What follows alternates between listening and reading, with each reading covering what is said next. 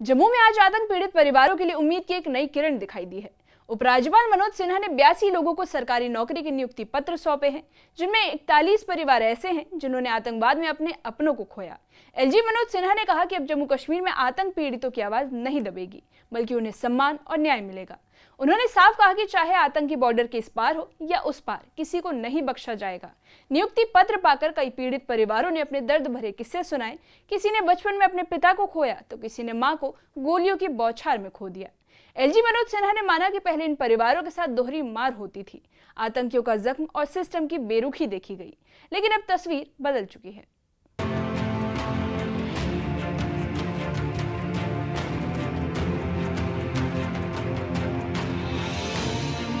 Jammu convention centre में उपराज्यपाल मनोज सिन्हा ने आतंक पीड़ित परिवारों को बड़ी राहत देते हुए जम्मू कश्मीर के हर आतंक से पीड़ित परिवार को नियुक्ति पत्र सौंपा। रिहैबिलिटेशन असिस्टेंस स्कीम के तहत 82 नियुक्ति पत्र वितरित किए गए, जिससे सालों से संघर्ष कर रहे परिवारों को नई उम्मीद मिली। ऐसे में एलजी मनोज सिन्हा ने कहा कि अब न्याय में देरी नहीं होगी, हर आतंकी घटना की जाँच होगी और बचे हुए आतंकियों को जल्द ही समाप्त किया जाएगा, चाहे वे बॉर्डर के इस पार हो या उस पार।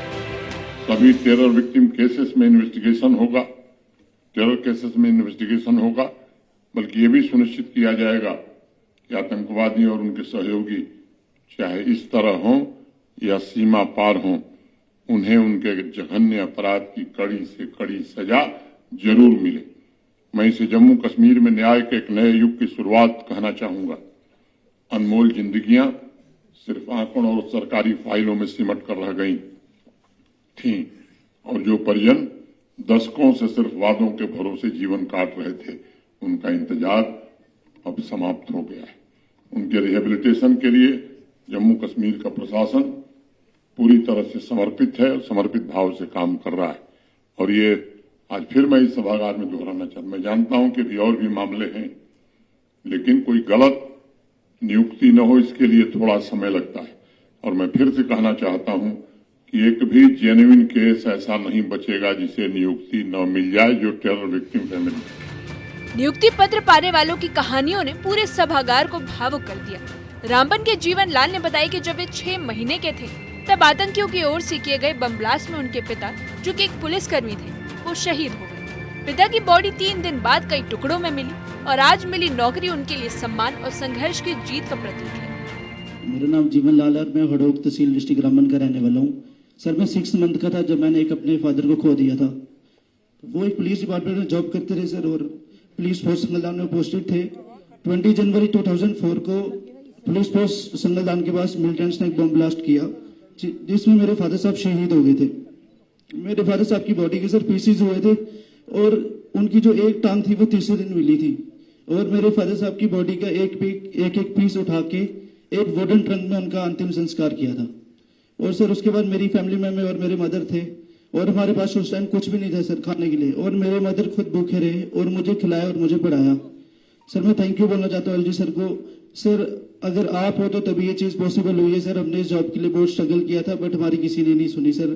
Thank you so much sir, आपने हमारा साथ दिया, आपने हमारी हेल्प की। और डिस्ट्रिक्ट एडमिनिस्ट्रेशन रामबन को मैं थैंक यू बोलना चाहता हूँ, उनने भी सर हमारी बहुत ज़्यादा हेल्प की। और मैं इस जॉब से अपना घर चलाऊंगा और अपनी मदर की सेवा करूंगा। Thank you so much.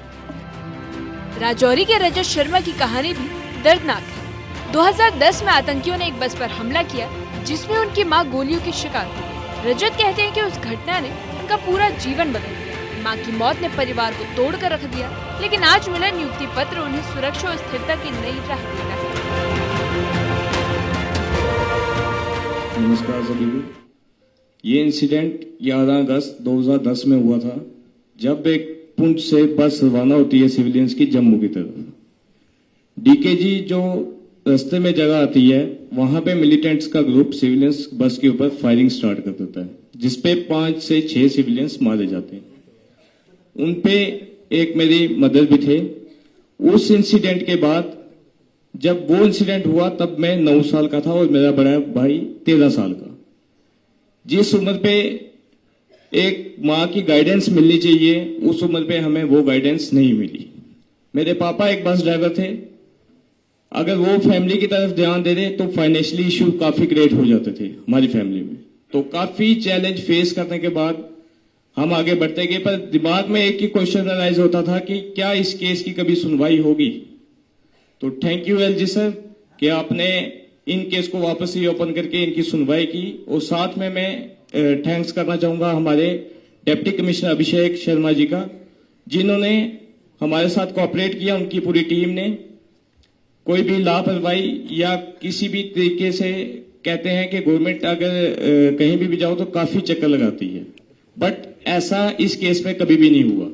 तो उनका भी धन्यवाद करना चाहूंगा। जय हिंद, जय भारत।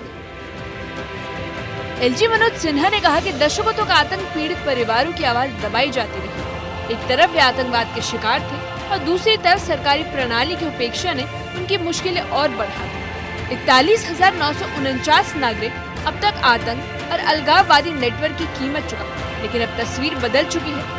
सरकार ने साफ शब्दों में कहा कि आतंक समर्थकों को नहीं बल्कि आतंक पीड़ितों को नौकरी मिलेगी। आतंकी और उनके साथी दोनों को अब सिर्फ जवाब मिलेगा, सहानुभूति नहीं। जब टेरर विक्टिम फैमिलीज को नौकरी मिलती है, टेररिस्ट के परिजनों को नौकरी किसी हाल में दुनिया की कोई ताकत अब नहीं दे सकती है।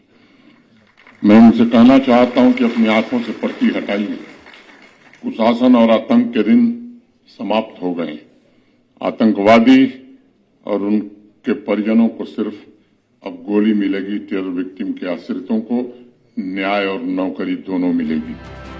वहीं एलजी मनोज सिन्हा ने बताया, आतंकवाद प्रभावित परिवारों को राहत देने के लिए शुरू की गई योजना के तहत 41 आतंकवाद पीड़ितों के परिजनों को नियुक्ति पत्र सौंपे गए। ये प्रक्रिया लगातार जारी है और जिन परिवारों को अभी तक नियुक्ति पत्र नहीं मिला है, उन्हें जल्द ही मिल जाएगा। जम्मू में नियुक्ति पत्र वितरण एक कार्यक्रम के साथ साथ आतंक पीड़ित परिवारों के दर्द, संघर्ष और साहस की पहचान है। सालों तक दब रहे इन परिवारों की आवाज को आखिर मंच मिला है। एलजी प्रशासन ने साफ कहा कि अब आतंक नहीं बल्कि न्याय की जीत होगी। ये पहल सिर्फ नौकरियों की नहीं बल्कि जम्मू कश्मीर में बदलते दौर की कहानी है। Bureau report, news 18। आतंक पीड़ितों को नियुक्ति पत्र सौंपने का ये कदम सिर्फ एक सरकारी पहल नहीं बल्कि उन परिवारों के लिए न्याय की एक देर से मिली शुरुआत है, जो सालों से भुला दिए गए थे। एलजी मनोज सिन्हा का संदेश साफ है कि जम्मू कश्मीर में अब आतंक समर्थकों की जगह नहीं बल्कि आतंक से पीड़ित परिवारों को प्राथमिकता मिलेगी। सरकार ने साफ कहा कि जिन मामलों में सबूत नहीं थे उन्हें भी खोला जा रहा है ताकि हर पीड़ित को हक मिल सके। वहीं सुरक्षा एजेंसियां आतंकियों पर लगातार सख्ती बढ़ा रही है और समाज का समर्थन भी अब खुलकर सामने आने लगा है। अब सवाल यही है कि क्या ये बदलाव आतंक पीड़ितों के जीवन में स्थायी सुधार ला पाएंगे। फिलहाल इतना तय है कि प्रणाली की दिशा अब न्याय की ओर बढ़ रही है।